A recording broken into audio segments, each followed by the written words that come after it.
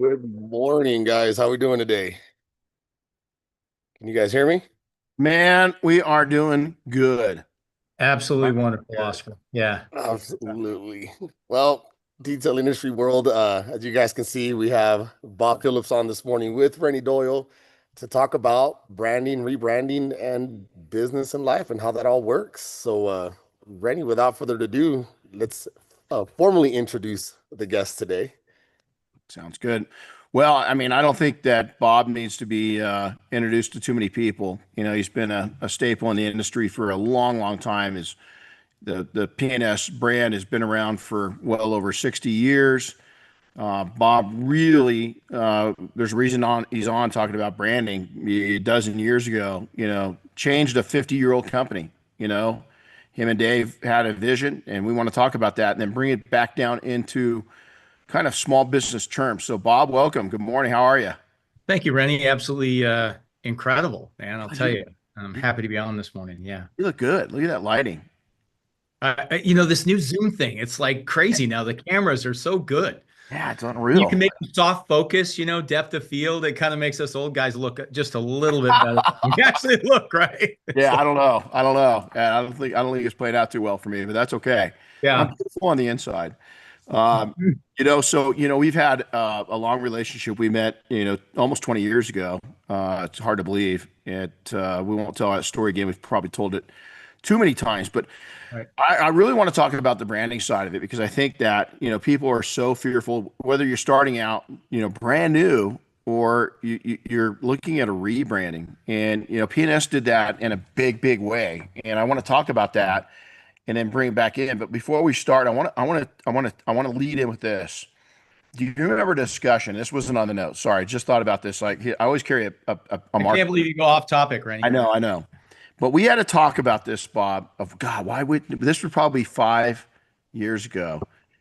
And we said, why didn't we do double black like 15, 20 years before we did? Why didn't we do it? Do you remember what the discussion was? Well, yeah, it wouldn't have worked. God, right? Yeah. I had the same discussion with Gordon McCall. Every year we go to Monterey. We Right. just did our 10th year and Yeah. it was kickoff the week at his garage and the detail team walks around and his garage is just nothing but cool collectibles. We invented a product line for Gordon McCall. I mean, I can't even remember, like 25 years ago, right? And it was totally cool. I mean, he had this detail kit called the Field Kit. It was all about concourse. It was all about, and we launched this whole thing, and he had some significant investors, but the timing wasn't right. No, no. He didn't have the platform to stand on. Who knows? We could have done double black 25 years ago, and it probably wouldn't have clicked, like it did this time. No, no, and I think the main reason why is the reason why I bring this up is you've got to be ready for your branding. You got to love your branding. The industry's got to be ready for your branding, and you got to know who your market is. We knew who we were going after, didn't we? I mean, and we kind of pinpointed it a little bit. Well, we definitely had like this aha moment, but it didn't, it wasn't like we just said let's sit in an office, let's write down our marketing plan. When you really look at Double Black, how it evolved, it was, Dave and I coming to train with you. Dave and I going to our first, Detail Mafia meeting, hanging out at SEMA, getting invited to Air Force One. It probably took a year to a year and a half to really get to the point where we had, what was to be the marketing plan. And people have probably heard me say it. I refer to it as it was our marketing spear, basically, because Right, what right, was it was really we had a little bit of an advantage. We had a good company. We were making lots of product. We had good distributors. We just needed a marketing spear, something to, you know, get get the industry to have their eyes on us. There was a story like, oh, this is a great company. They've been around forever. They make good stuff, but that's how they are, right? And so we needed a tool to basically get fresh eyes on us. Yeah. right. I think one of the things that people kind of, whether you're brand new, we just ended a 5-day class last week, right? And I think one of the things that people consume or overconsume and believe, sorry, I've got a fan around me. It's called a fly. It's mountain fly season. I hate this. Um, we had a group here, and I was talking to them a little bit about what really, with this idea that I knew you were going to be on the podcast today, and what the discussion was going to be is the you factor. And so many people leave that out is they forget how important they are to the brand. And they put this whole corporate image out, especially smaller businesses. They put their whole corporate image out and they forget that it's really about them. I mean, can you imagine Nike without Michael Jordan? Yeah, yeah, and I think one of the mistakes that small businesses make is that, branding a small business versus you brought up Nike versus branding a company like Nike, that's two different projects. Oh, They're not at all the same. I mean, no, no. one of the things that it's kind of it's a hobby of mine that, I go to see businesses and I'm constantly walking in there and going, wow, this is great, or wow, they really messed that up, right? And so, what's thrilling about a small business is you really have an opportunity to influence your small market. You don't really care about the country if you're a detail shop facility. You Well, care about your region. You just want to touch your amen. region. So Amen. a lot of times companies, the small business companies, they think global or national, and Yeah, realistically, the only thing you're trying to do is get people exposed to you, like you said, the individual. absolutely. And I think that's really it's you can I mean you got to have a name for your company. You've got to have, slogans. You got to have everything that we're used to having. But I think the main thing that's missing in so many, and I know a lot of people don't like putting themselves out there, and it was a big adjustment for me back when we first started kind of making it on the scene. I'm not, people think what they can think, but I don't. I like pushing other people. We were up at Monterey, we were at Air Force One this year, and the photographer came up and he goes, "Hey, I need to get some pictures of you." And I said, "Why don't you go just take the extra pictures of the other people?" I mean, I want to push them I think forward. that's the irony of the both of us, Randy. I don't really like to be out front either. No, I but we like had to, to. yeah. I mean, I think my one of my talents is helping position people forward. I mean, when we started Absolutely. this, I said, I've said it 100 times to you. My goal was always, I want to make you bigger and better than you ever were, right? Because Yeah. if that happens, Double Black is successful, No, right? and let me tell you, you did that not just with me, but the whole team, is pushing it forward. And that brings up a great topic. See, I knew this was going to be cool. I think that when you get into a shop, is I think promoting, and a lot of owners, small business owners, really fear this, and I don't know why, but I really promoted my actual technicians, especially one or two of them. Not everybody. I made public everybody that wanted to. Some people just aren't comfortable with it at all. But my one or two main people is I really pushed them forward, as you just said, and it made a huge difference because the trust factor was me with me was there, but I knew at some point I was going to have to get out of the trenches and actually work on the business, not absolutely in it as a technician. That's when I really started seeing, strides and changes. Still to this day, is that's what's happening. We've got a lot of growth, here at Detailing Success. There's a lot of different brands we're bringing in underneath the family brands, just like P&S has done. And so, let's go back for a second. Let's go back way before that. Babes Boat Care. Okay, there's a story behind that, and it's a smaller brand. Some people, if you're not in the boating industry, might not even know about it. So let's talk about the way that you brought Babes out and the way that you kind of you put I hate to call it a word spin on it, but how'd you develop such a small brand in the boating industry with Babes? Well, I can't take full credit for that for sure, because there were a lot of people involved.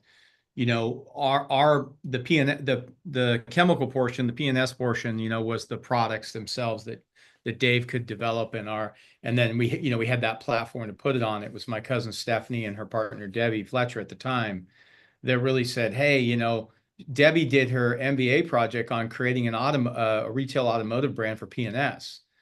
And so then we looked at the amount of money we'd have to spend to do that, given the time, again, 23 years ago, right? Hmm. Social media wasn't as big. No, Said, no. but the marine industry is small, so we can do it in the marine industry. And so we created this brand called Babe's Boat Care Products and utilized my aunt on the bottle to kind of have a fun spin on it. And what we identified at that time was, and I think it's key for any branding or marketing, is you need to figure out, what's going to be unique, right? So we went out and did our research in the marine industry on the retail detail products. And realistically, everything was in a blue bottle or a white bottle, and everything was the same. And they were all, waxes, compounds, things like this that nobody used on their boat. I mean, the professional did, but not the consumer. So our goal was to focus on DIY and create strong color branded products that the consumer could identify with. The lead product was Boat Bright, which was basically take what we learned in the automotive industry is quick detailers are amazing. Make a cool quick detailer for a boat because people actually dry and wipe down their boat. And if you make it so they do it all the time, essentially, and you make it a cool color and a great fragrance, it'll become infectious and they'll want to use it all the time. And so Yeah. we built Babes all around that one product and really did the color coded packaging. Now you look in the marine industry and we've been copied, and quite frankly, we didn't pay as much attention to Babes as we should have, because this thing called Double Black came along and kind of like ran over that bit. But I mean, Babes is very successful from a brand perspective, but we've been copied and since surpassed by other brands that now adopted the same kind of marketing campaign. So, pivot back before that, going back even history further, there's probably been times throughout PNS's history where you did have this shift in developing a strong brand. How many times have you guys gone through, and this is an interesting question, I've never even asked this to you. How many times have you guys shifted that branding message in your history, do you think? Um, I think we stuck to the core brand realistically, but what we did do, Rennie, is we created marketing programs, right? Which were Oh, kind yeah. of like what we now refer to inside PNS is our family of brands, and after we did Double Black, we're like, oh my gosh, it's about these brands, right? So now we call them our PNS family of brands, but we created these marketing programs, whether it be a car wash program or a paint sealant program or a rewards program or all these things that we created.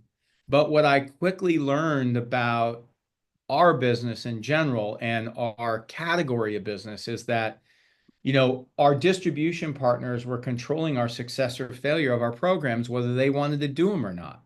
Mm, interesting. And so, I said we have to, and I started to use the term. I don't even know if it's a marketing term, but I started to use this term. We got to market ahead of our people so that they're going to be forced to do things, right? Yeah, And that's absolutely. what Double Black, that gave us the tool to all of a sudden it was like, you guys better stock our stuff now because we launch something, the customer's going to want it. Where Right. before, a brick and mortar distributor, and these guys are hardworking guys, don't get me wrong, but it's work to launch a new product. So sometimes we come out with a new product and they go, oh, send me a pint so I could check it out. That's not Yeah. the case anymore. When we launch a product, our people are like, man, I better get it Oh, or I'm gonna lose sales. So, so we created these little programs, and really what I wanted to do with Double Black, and I wanted it, we needed to create this marketing tool to market ahead of our customers, create this demand. Yeah. you bring up that leads us right into, so we kind of done the same thing in attention to details or detailing company, right? Is that the first launching was more, this is in the 90s, it's real corporate kind of IBM, everybody's, it's a little more rigid. And so I'd come out of the corporate world. I had a stint of a little over 5 years in the corporate world, right? So I'm taking my tribal knowledge that I know, put it into our new, our new form detailing company, and it works, right? It works well. But now we've got a couple staff members, and I realized I had an aha moment to where people weren't recognizing our company name, but they knew my name. And they're going, oh, go see Rennie. Oh, go see Rennie. So we started saying, like I said, okay, if they feel that way about me, how are they going to feel about me promoting John? How are they going to be if I start promoting Jorge and telling Jorge's story in the company? And we got a little pushback from that with the staff. They didn't like getting personal. And it didn't last long though, because soon before we knew it, was that Jorge had a name of himself. And we started marketing more of our staff and in our story in the industry and what we were doing to vehicles and our connection with people. And I think to an extent, that's kind of what we did with Double Black too, is we got out in the field and we built relationships. A lot of times you and I on those tours we did in the early days, it was one distributor at a time and 10 or Yeah. 15 detailers at a time. So how valuable was that? How valuable is for a small company to go out and do that and get close to their market? It's the best thing to do. I mean, one of the things that I always look at is like if say I want to say I want to get my car detailed and I go into a market and I'm looking for a detail shop. When I look at a company, I love the About Us page. Hmm. I click on the About Us because I want to see who runs this thing, right? I want to see those people. So it can be very simple that, from a detail shop perspective, you can have your lead technician, say your PPF guy, your coding specialist, and you get a great picture taken of them, and you just put a little story, and now they're proud to bring their car because they know that person's going to work on the car Oh, and well said. or any company. It's like, one of the things we just did a deal. We work with the Broad Arrow Group, right? Mhm. Which is the auction company that we've been doing now 3 years in Monterey. Before I go every year, I look at the About Us and I look at all those faces. I want to know all those people. I don't want to be caught off guard with the CEO walking up to me and I don't know who he is, right? Right. Now I may Absolutely. not know him, but I know him, right? So Right. I'm prepared. So Smart. I think a great thing that detail shops can do is put an About Us and just put your technicians up there. Yeah. And, you know, um, And put your dog up there. put the story up there. I mean, Yeah. realistically, I mean, one of the things that we see happening in the detail space right now, what's really exploded a lot of the companies, including ours and Double Black, is everybody building a man cave at home with detail Ah, products. it's crazy. It's It's the new crazy. wrench. It's the new wrench. Yeah. So Detail the new because wrench. the only thing you do to a car, right? So now detail shops, it's a now you really got some pressure on you because now you got to have a better man cave than the guy that's got the man. and and So that's tough, man. it's tough, but it's also a great opportunity because you can have that. Right. I look at And what we're creating for PNS or PNS, we call it PNS 2.0, which is going to be our PNS Experience Center that we were just talking off before. It's like we need to create an experience. I mean, look at what you've done with your training center, Rennie. People absolutely. people come to your training to come to work with you for sure, Right. but they also go to come to Big Bear because it's a badge of honor to stand in your shop, right? Yeah. Why do people go to Root Best? The training center is Yeah. amazing, right? Yeah. Yeah. People are amazing. Education's great, but that training center's like, People just want to stand in the training center and take a picture. So, wow. the shop, that's a tool that you have. And let me talk to a second for you little guys. Let's bring it back down to them, Bob, for a second. Listen, we've said this a million times. Paint's cheap. It's cheap, man. Paint's cheap, man. And you can make your little, I didn't start out in this. Bob remembers our training center. Big Bear is really limited. Matter of fact, I mean, we've got the biggest non-commercial building in Big Bear. And due to this building, they can't do it anymore. Our neighbors can't build this building anymore. Nobody out in this part of the town can build it because the neighbors threw a fit because it's a pretty good sized building. But I didn't start there. And I started out mobile. You go way back, started out mobile. Even in our journey in 97, 98, 99, we were mobile 100% in Sun Valley, Idaho. It snows a lot. We figured it out. And one of the things I did is I worked out of my garage. I painted it nicely. It was very clean and organized. Was it, Matt Mormon garage? No. Was it this? No. Was it Rupest? No. But it was really clean. And when people would see it, they'd say, wow, this is really nice. You don't have to start with the Taj Mahal. Matter of fact, I think it's a big mistake to start there when you're young and new because you just don't have the funds to make that happen. And you'd be surprised on how much people appreciate just clean, simple, and something nicely painted.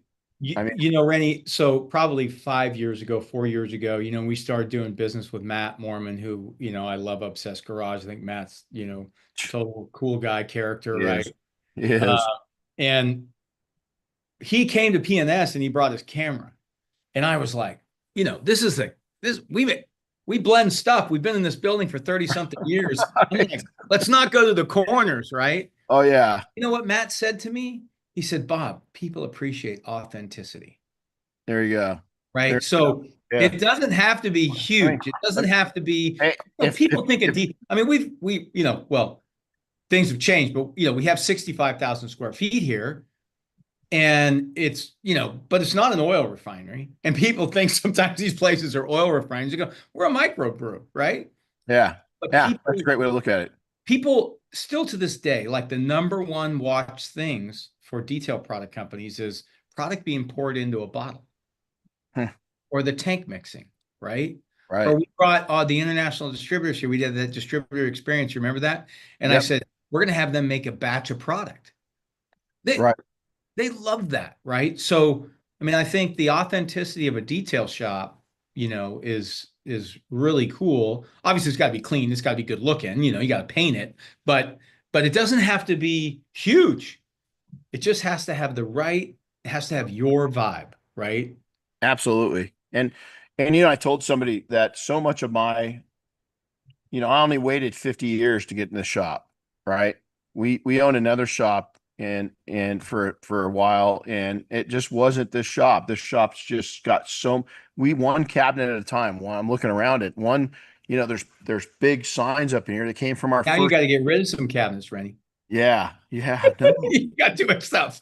Yeah, exactly. Well, if Matt Mormon comes in here, holy crap. I He's don't know gonna what I'd do. It'd take me a month to clean this place because I swear, I think that guy goes around with light gloves and inspects stuff. He's such a cool dude, but he's like, I would be scared to death for Matt Mormon to walk in my shop, you know? It But just, I mean, I think about your shop, and I love this component of it. I remember when you were in your small shop, because that's yeah, where Dave and I went to train. And then you said, I've got this opportunity. And it was all when Double Black was happening, right? It was just kind of like yeah, when everything was, and our philosophy at the time is we got to, put our foot on the throttle and we just got to keep going, right? It's like just mhm. go. And I remember when you said, "Hey, I've got an opportunity to get the shot," and you showed me a picture. I'm like, "Dude, this you Go you do it. need this. This is like the next iteration of detailing success. It has to happen." And it was one of those things where actually I got to flip the fear back on you, where you had flipped the fear on me previously about, Bob, you just got to go for it. And now you look at it and you go like, was it the best movie you ever made? Oh, oh my Shit. God. Hell yeah. Yeah, one of the top three best moves I did in my career, I mean, ever. And it's not just professionally, it's because this shop changes lives, I Yeah. mean, that's You more important to me. people always ask me, it's interesting because we do our training here, which we refer to as kind of like the feeder to the detailing success, and Hmm. people always ask, they come to our training, they go, well, I wanted to check this out. My goal is to go train with Rennie, and they Hmm. ask me, what's that about? And I always say, it's about the experience. Yeah.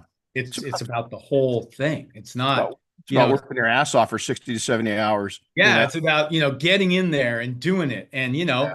and now look at all the detailers that you've trained, all the detailers that you've connected to, Mm, mm.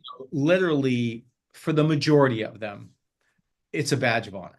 Oh, yeah, absolutely. Well, you're going to always have those that it's not, and that's okay. You got your customers that Can't it's make not, everybody happy, right? but No, no, no, no. it's a badge. But It's kind of like Air Force One. I mean, I always say the same thing. I mean, there are people that say are no longer in the mafia or did Air Force One, but there isn't a person that when somebody says, "Oh yeah, I did. I've been on the Air Force One project," it's a big deal, right? It's a no, thing, and it's a it's proud funny. moment, right? Those people that say, "Oh, not a big deal," it sure is still on their website, So, It is, but it's a great event. It's kind of like what we've done now, what we've been oh, lucky enough to do absolutely. with Monterey. It's like Yeah. Oh, it's a thing, and I look at that, and I know you say the same thing. Air Force One's probably your favorite week of the year. yeah. A lot of work, favorite week. Right. Monterey Car Week. It's Awesome. probably PNS's favorite week of the year because we get to take our friends and go do Yep. fun stuff. So anyway, sorry. It's Off incredible. off the branding part. No, but no, it's not. But it really isn't because when you so passionate about things you do, and that you keep getting, listen, PNS has gotten asked back. Well, now 11 years because that note that we got from, I won't, I won't blow that cover on that, but we got a very nice email from one of our, the people we do business with up in Monterey that week that thanked us and they couldn't wait to see us next year. So Right. when you get invited back to an event like, the the shows that we do up there and the Quell and they come back, those aren't average events. The Museum of Flight in Seattle is not your average little Average. hometown. Yeah. You know, it's when they invite you, you know, and when the president of the museum comes out and says, listen, this pavilion's got a roof. We saved up a 75 million. It's another 75 million to put the walls up.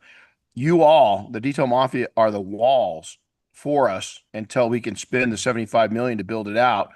And that's going to take another 20 years. And that you've got to stay around and make sure you preserve these things for another 20 years. That's, you know, your branding's part of that. That becomes part of your life. It becomes, and let's micro it down to, you know, your local. When you've got customers that are great customers that are maybe nobody in town even knows them, but they keep coming back to you, you're famous in their eyes. They trust you. And that's got to be part of your brand is trust. And I've always said it. I've said it for 15 years. The moment, 20 years, the moment that I moved my company from selling something to just getting people to feel comfortable and trust me was the moment that my businesses, all of them, doesn't matter what, changed forever. Yeah, it's one of the things I think that detail shops should focus on for sure is that, you know, branding is about, it has many factors in branding, but branding is about getting the attention of your customer, right? That's your first goal, is to get the Mhm. attention of the customer so they look at the shop, right? And then the ultimate goal is to do the work on their car, but then do the work on their 10 of their friends' cars. That's the branding goal. And Amen. it's like, you know, you almost need to look at branding it as a funnel, right? So you create this complete ring, right? And the goal is to get the customer to go out the bottom, right? It's like you want to bring them in, you want them to have an experience, you want them to go out the bottom, and now they're just a fan that's a marketing tool that builds your business. And it's everything from, you know, it's interesting on Friday. Last week was a busy week and it was crazy. And my wife, after Monterey being gone from Monterey and then coming back, she, you know, my wife doesn't complain about anything, but she was feeling a little neglected, right? And she didn't say anything, but I read it, right? So on Friday afternoon, I texted her at 1:30. I said, "What are you doing at 3:30?" She goes, "I don't know. Good. We're going wine tasting, right?" So, Oh, I and love it. it's a famous winery about 20 minutes from our house, and it was just like we'd never been there, and we talked about. So we just went and did it, right? Very interesting though. I learned a lot because I went to this winery. It's an iconic winery. They don't sell their wine public. It's just stuff in local stores or restaurants. And I went there wine tasting and they failed, Rennie. I mean, this place is up on the hill overlooking Silicon Valley. I walk in their tasting room, there's no branding. The lighting's bad. I'm Oh, like, wow. so, and I kind of wanted to go, can I come here on the weekend and help you guys? Because, you know, and it's just because Yeah. they've been doing it a long time and it was stale, right? They Yeah. needed a refresh. You know, they still had cut, but the whole thing is I won't go back. Yeah. I won't go back. So you need to think about that every time a customer is coming in your shop. You want that customer to want to come back. Well, you mentioned the word stale, and I think that that leads into something really important to make. If you're not making these pivots and changes along the way, and they might seem slight, but you know what? Just you know, we learned something pretty much every class we have, all 5 days. Pretty much all four students teach me something new. Within 5 hours of being here, one of the students figured out something that we didn't know. We also had two interns here, and they taught us something new that we're going to implement moving forward for our intern program. And so you're listen to what your customers are saying. And if they go, yeah, you know, I'd love to, have you ever thought about doing this? Listen to those suggestions because you don't know what it's going to lead to. And it's a freshen up. Don't be afraid to freshen your business up. Your maybe different cards. Go with, you know, I can't stand normal business cards. I want when somebody pulls out my business card, I want it to be a little different. I want it to be a keeper, you know. And I think that you just nailed it, is that even within our journey with, you know, Double Black and PNS and all of the family of brands, is there a year we've ever left it alone?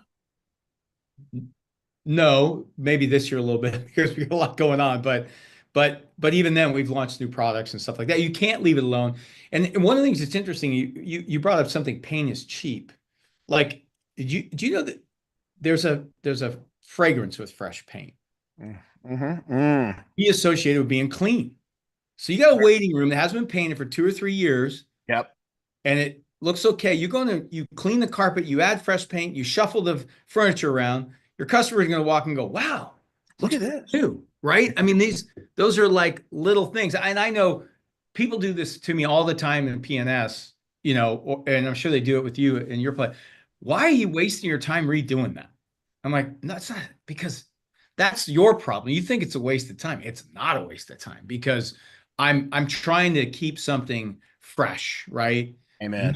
right? It's like, well, like, when people came on, you were here on Monday when we did the training center with the Monterey Car Week, right? And we Yep. had everything. Man, how did everything look? Yeah. Yeah. Well, it's complete. It's going to be complete. Now, what you guys are building, I mean, I know, I, but it's like it was like fresh, right? People walked in and went, yeah. whoa, Yeah. 'cause you want Absolutely. that.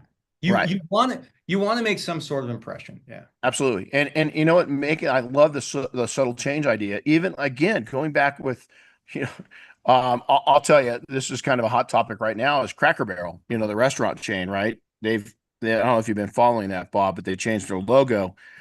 I think it was intentional because I think Cracker Barrel is kind of a select audience. Not everybody goes there. Diane and I just went there. We don't go. We've gone there a few times, but we were in Tennessee recently. We went completely different experience than we Well, did here they out don't have them west. in California, do they? They're not in California, are they? Yeah, they have them. They have them. Yep, Okay. I'm they've saying. expanded here, but they lost 22 million in estimated value. You know how much they're going to gain? They couldn't afford to buy all the press that they just got Yeah, off of that, and true. so I guess the reason why I'm saying that is sometimes you know the marketing too and the branding is don't be afraid of your local press. I think that a lot of times we as service providers and service businesses, we don't think we're press worthy. I couldn't disagree with that anymore. There's so much your local papers, like, do stuff for the community. That's going to get your branding out there. Be a brand that's known for doing kind things, and good things.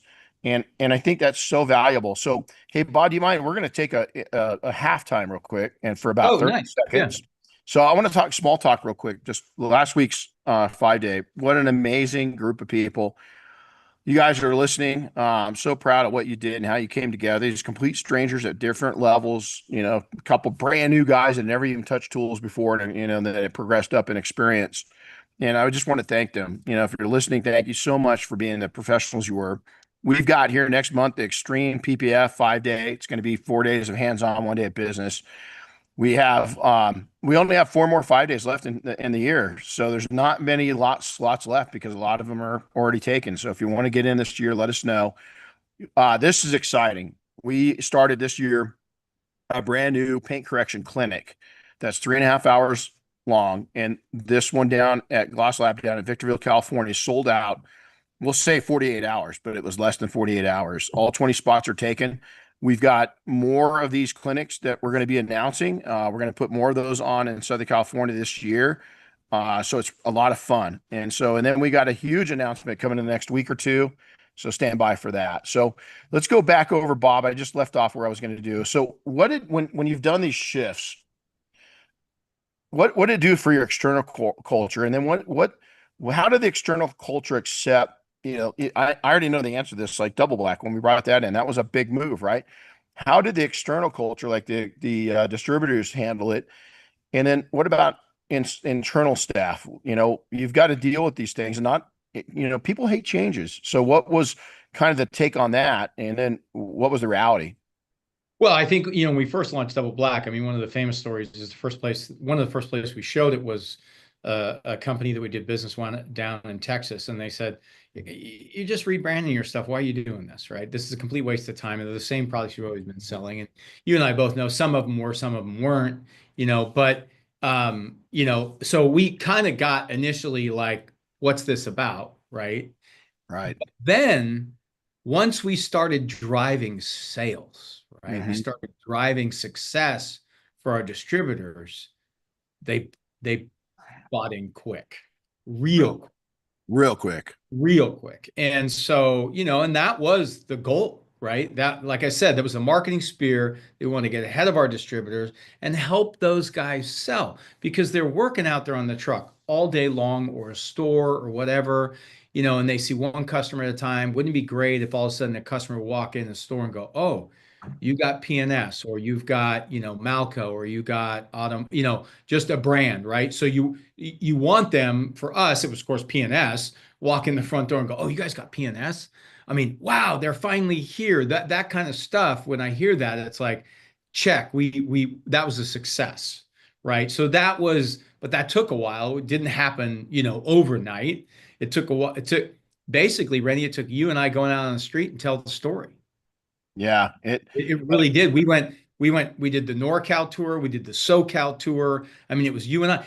I mean, you and I had my Chevy Tahoe with a trailer in back, and I remember you showed up. And Bob, how did you get 32 chairs and all those tables and all the details inside that trailer? Remember, I built that thing oh out, and yeah, yeah. you were We like, built "Oh a yeah." rack for it. We showed up, and I said, Rennie, if we're going to show up, we're going to make an impact.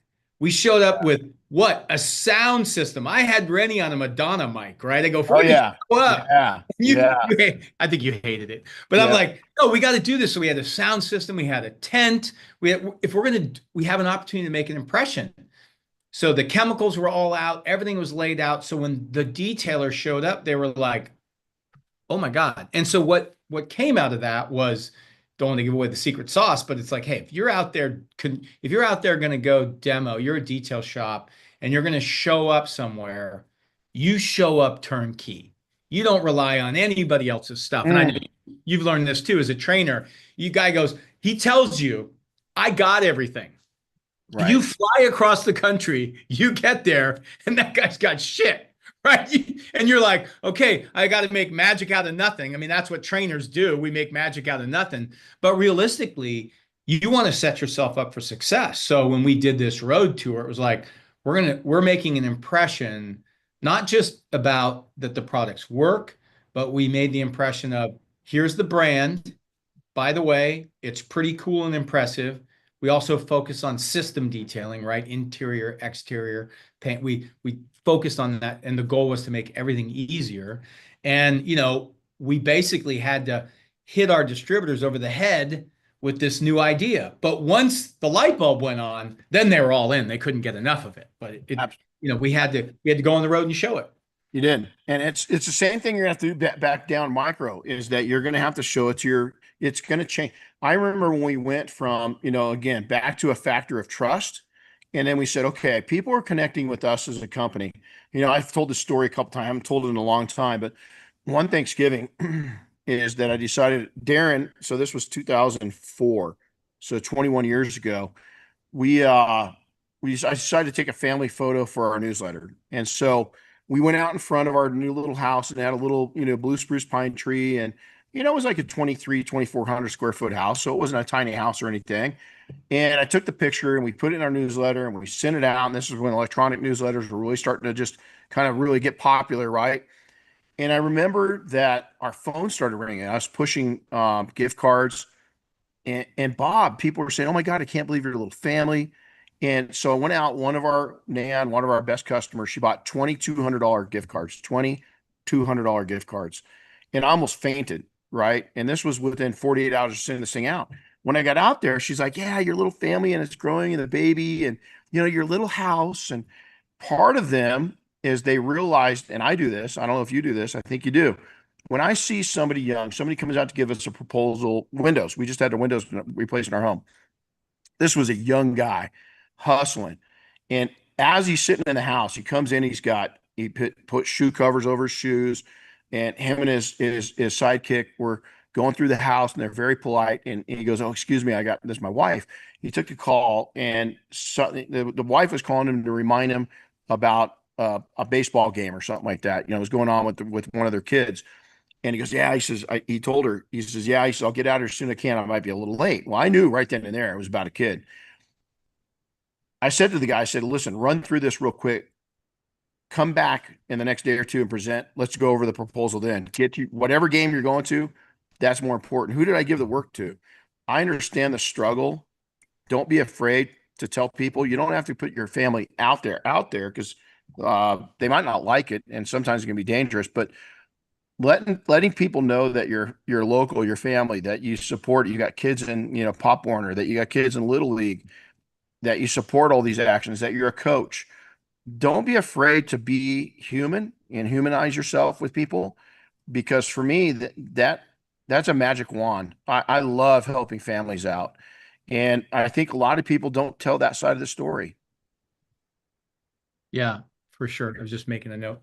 Um, yeah, no, I mean, I think, family authenticity, particularly with a small business and a detail shop, people love that. I mean, They they do. want to see people love to see small businesses succeed. I mean, you know, they love to see behind the scenes. They love to see under the hood. It's like, I mean, we joke about like, Sydney when she created this term called the basement at PNS, which is Mhm. basically, the corner where we keep all the crap, right? And she'll go, "What's this?" Now it's a thing. People are like, "Show me the basement." I'm like, "Well, we really don't have a basement, right?" But it's a Right, thing. right. So, you know, Yeah. yeah. So But showing authenticity and the reality of your business is a great tool. so let's talk about scaling and preparing. As you know, it's not one of those the old movie Field of Dreams. You build it and they'll come. But you also, when you start to rebrand, and you've got to be ready for change, is that, a lot of people, I think that probably one of the most common sore spots in our industry is not charging enough. A lot of people just aren't charging enough. They're starting to realize their margins aren't where they need to be. Is that know who your customer is, market towards those customers. It's okay to say no, but you've also got to be ready for, if you start getting busier and the demands get heavier, you got to be ready for that. And you've got to kind of preemptively put a plan together, of what you're going to do and what your actions are. One of the things I love the story to tell people is by 2001, and 2001 was a tough year. We had 9/11 happen, right? But right shortly after that, we had another business that we'd started that year. Both businesses blew up, and we quite weren't ready for that blow up. Well, a year or two after that, 2002, 2003, our company hit over $1 million in sales just on the detailing side, and it was awful. I had all this staff, I had all these people, I had all the headaches, I had all the stress. And I remember that I came into the shop, I talked to one of my coaches and mentors that still I'm really close to today. And I just said, man, I just feel like I'm spinning my wheels and there's nothing left. And he says, you're just not charging enough. And you've got to rebrand. You got to go after the desirable, the money. You got to follow the money. And we did that next year. We cut sales by $500,000, $500,000. But Bob, do you know what? Do you know what happened to my personal income? I made more, is I kept more because I had far less staff. I had less people that just were kind of there for a job, and we really upped the ante, and just we I want to say that we went from a cologne that you can buy at Target to a men's perfume or scent that you buy at Macy's, and we advertised it that way, and it made a huge difference. So how tough was that with you on scaling, and how important is that for people to be ready? Well, I think businesses in general go through scaling phases, right? So, like, we'll use a detail shop as example, and then I'll transfer over to PNS. But say you're a mobile guy and you're out there doing your work, and at some point you get to the point where you're so busy you can't handle the work, right? Mm-hmm. Mm-hmm. That's, I guess, the goal, right? And then Yeah. you okay, now you go, do I get a fixed location? Do I add a guy? So then you add a guy, and then you find out, because of this scale, you've scaled, right? You've gotten bigger. Right. Right. Now you're just paying the employee. You're not really making any more money, right? That's Right. typically the scale. Same thing happens to a business like ours. I mean, so we may, you get to a certain point and then say we added double black, all of a sudden our sales went crazy. Were we actually making more money? Well, maybe not because we were spending so much to create this product and to grow, right? And then so you need to do this in a business where you go, okay, now that we're here, now we got to scale more, but we want to make sure that we, increase our profits, right? There's got to be a goal. There's got to be a way to do that. So, in a shop, it's the same way. Man. You scale to a certain size, your shops, and then the guy goes, okay, now I think I have the staff to do coatings. So I'll do something that, raises my profit margin, maybe attracts different customers, or I'll add PPF, right? So now you add PPF, and so all of a sudden now, you can you're you have the infrastructure to support this growth. And so, big businesses go through that, small businesses go through that, where you're like, okay, when you start out, you're not making any money. Then you get enough business and it's just you. It's simple. You're making money, but you add, so you're reinvesting in your business. And so there's constantly these jumps that you make, I you love know, it. keep growing. And so the question is, when is the right time to scale, right?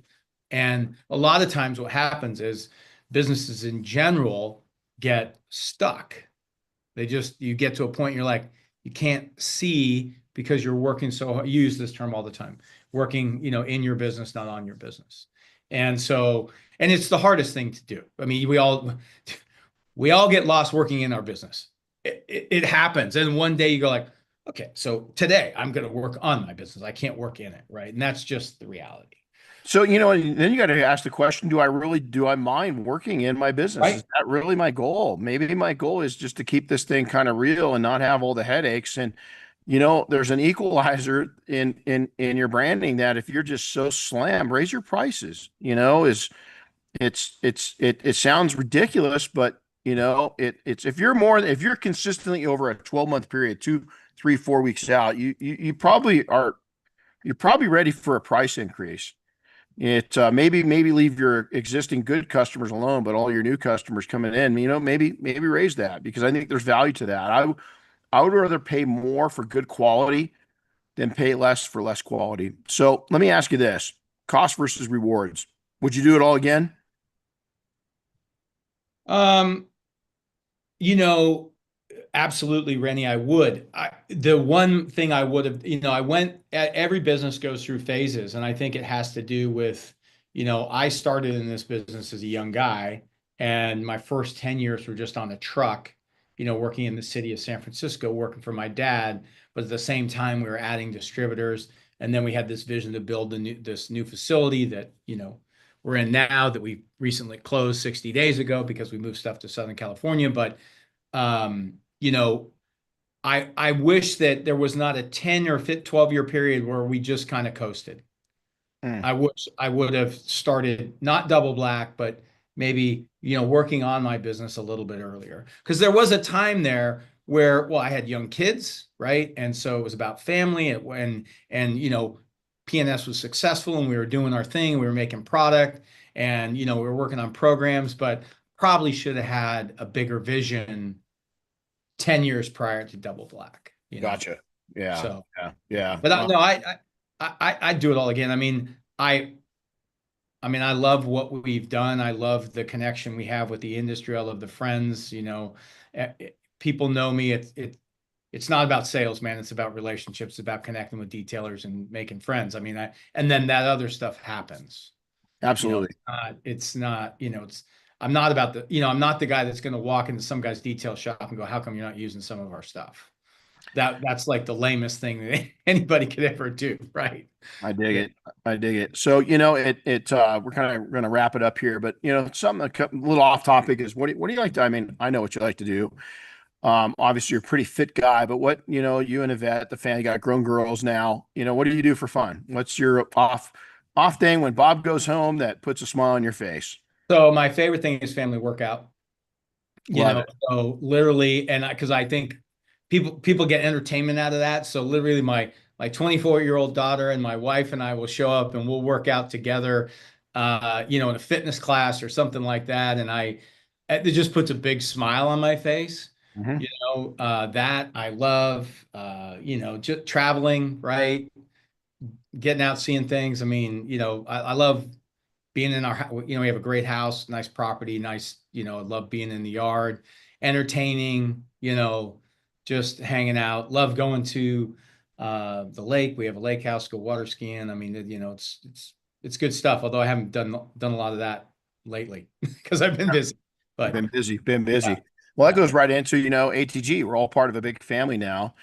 And I think a lot of people thought that all these brands that are in there, the whole family of brands, to use your term for PNS, but now there's a big family of brands within this big organization.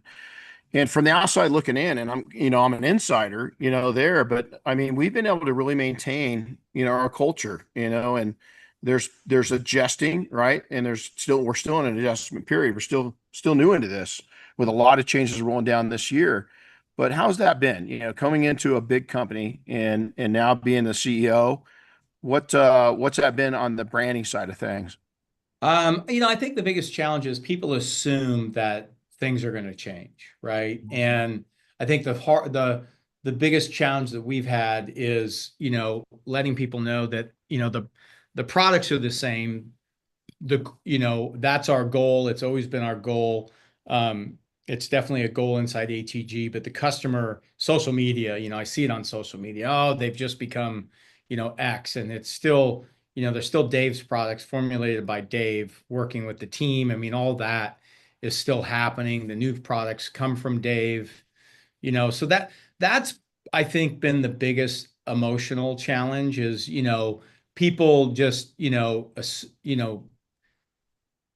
assuming that the products themselves are going to change. The company's going to change, Rennie. I mean, we're now part of a larger organization. We Happened. closed our facility down. We're now manufacturing in a bigger facility. That comes with growing pains. I mean, there's been, we can't, lie to our customers and say, there hasn't been a big impact on change, but we needed to evolve. I mean, this facility Absolutely. is 35 years old, you Yeah. know, Yeah. and Yeah. and we needed a refresh. So, and we're in the middle of that refresh, which is, challenging for It sure. is. Well, it's a big company, and we've been saying it for the last year. This year was a lot, probably the most changes since ATG acquired the family of brands at P&S. Well, really, for the first year, Randy, there were no changes. No, it was smooth sailing. Because everything was behind the scenes. There was a lot of Right. changes, but they weren't outward facing. It wasn't until we decided to, consolidate manufacturing into one big facility and distribution in one facility that has, But patience pays off, and things are gonna level out, and we're seeing it. There's a lot of stuff behind the scenes, and this is the transition. I started our detailing company. Every company I've started, I've had the end goal of, okay, it's either going to be a legacy with family, which isn't the case. None of my kids wanted to be involved, or it's going to be sold. And so we knew that we had to run things right to sell it. And when we sold the detailing company, for the first year that we sold it, I was still remotely involved in it, but not, as it got to the 6 month mark, I was pretty silent. And it did change. It changed a lot. But there are some really good changes too, and that's exactly what's happened with ATG. Is that just it's going to be a little more time to adjust to some of these big changes that's happened now, and then when the dust settles, we're still the same company, and the ATG, they still have the same goals. Is they want to take and service the customers better, faster, and build that customer base up.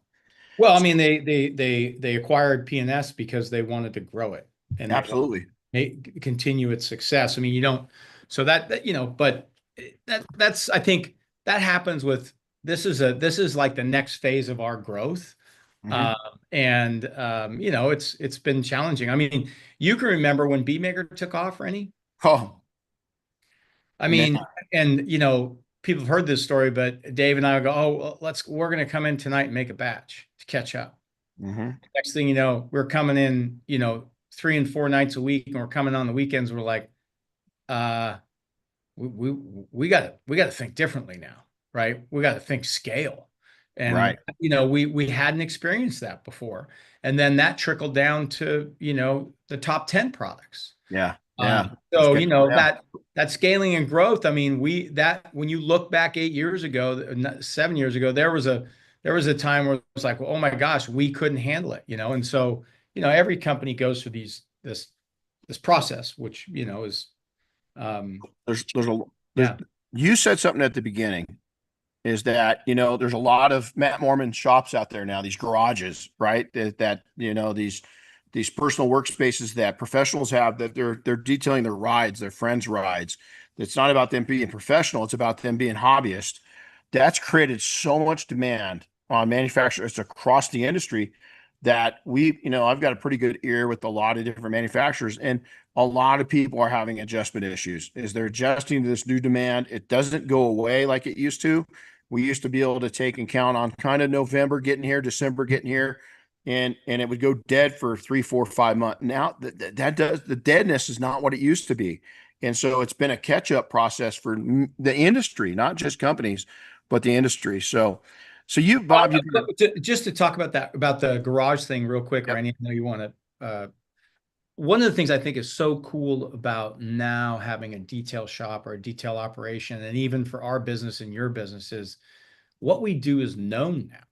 Not only is it known, yeah, but it's appreciated. amen. So even the guy that's got the best garage, if you got a detail shop, he comes in, you show him what you're doing, Yeah, he loves it. he loves it. And Yeah, we're so appreciated now. I remember when I was a kid or when I was a young adult, people would go, "What do you do?" I make stuff to clean cars. They're like, "What's that?" Now I say, "I make detailing chemicals." You do? yeah, What's your brand? I mean, yeah, before they exactly. didn't even ask. They were like, "People do that?" I'm like, Yeah, that's something that to get back to the branding side, I mean, shops need to really, focus on and engage those people because they love the car. I think it's very interesting. Monterey Car Week had the most attendees in history. wow. If you don't think I the tell you, American, if you don't think the American car or the car industry is alive and well, it's changing because cars are selling differently. We got different cars, but the passion for cars, absolutely not going anywhere. like so Exotics on Broadway, which is Mike Manis's store, Central Coast P&S and Seaside. Mhm. By the way, one of the first guys to ever build a store, right? In 1985, right? Built a store.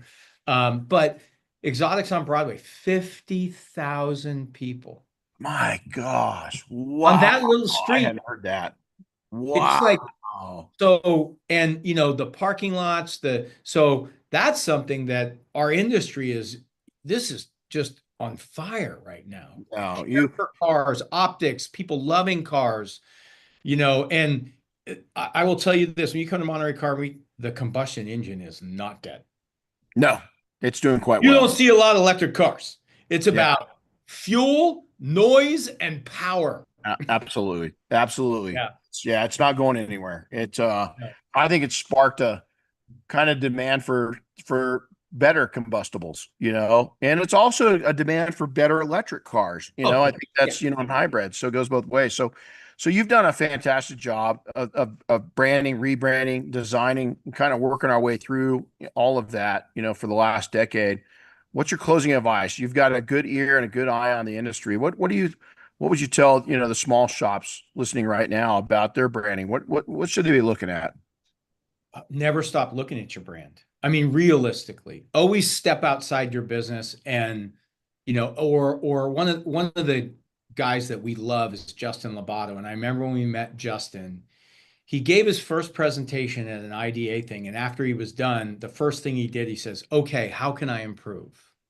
Hmm. Yep. And, I'm like, you're going to be really successful because you're always looking at how you can improve. So, Yeah. if you have a small business, and even a big business, it doesn't matter.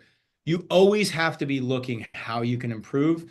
And, the most impactful way is how can you improve your brand, right? And how can you, make that impact your local market? I mean, Right. that's Right. the most, and realistically, it's so cool how a shop can become a thing in a region. You Yep. want to become that destination, that resource. So always step outside your business, look at your brand, walk in your showroom, walk in your shop. And if there's something you don't think is right or something that needs to be changed, don't wait, change it. I think I just read it. We lived in Idaho for just over 14 years. And Idaho's getting they Boise's really growing. They've got, a couple In-N-Out burgers now, which when I lived there, that was like unthinkable. They're getting a Bucky's here real soon. And so rumors got it. And I saw you share that. yeah, so they're getting a Bucky's. So why is that? All I'm going to tell you, if you've never been to a Bucky's, is one of the things that when you walk in there, it's bigger than a grocery store. I mean, it's huge. Gas pumps, upwards of 75 to 110 gas pumps, and they're never dead. It's always busy. But one of the things that if you go to a Bucky's that they all have in common is it's super, super clean. The bathrooms are clean. And when I walk into a shop that is dirty or I see a mobile unit out that's not clean, you're in the clean business. Is that I love when I go into a restaurant or a Bucky's and there's a sign in. Now most restaurants or businesses in that case is you'll see a sign-in sheet every hour they clean the bathroom. At Bucky's, I don't think they ever stop. I think There's there's just somebody one in there. assigned, Yeah. to doing it nonstop. And so it I think if you look at different big businesses, they're doing stuff right, is just going back to the basics, being polite, putting your brand out there, being clean, having a clean environment, whether you're mobile or fixed, doesn't matter. But I think you think about all those things. And, I think, Bob, what we've given today, this is one of my favorites. I knew this was going to be huge. And I think that we can all take something away from what you've done, in the industry. Yeah, I think that there's been a lot of propellants, I mean, let's talk about some of the pay tribute to, you look at AutoGeek. Look what they Right. did to our industry back when they launched, uh, and then you look at Rupes coming into it, and Rupes is a great marketing company when it comes down to it.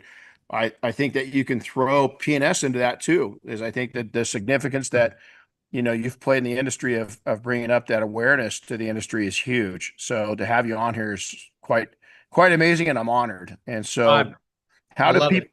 people so all the platforms, I mean, it's, P&S Detail Products is everywhere, right? Yeah. Instagram, Facebook, You bet. blog at psales.com. Yeah.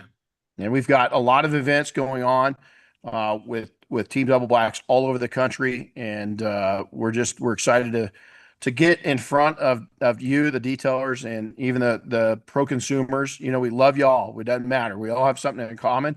We love the cars. Bob was and I were having a discussion before it went on, and he's got a yin for a certain brand that's growing on him, and we love the automobile. We love the people in the industry.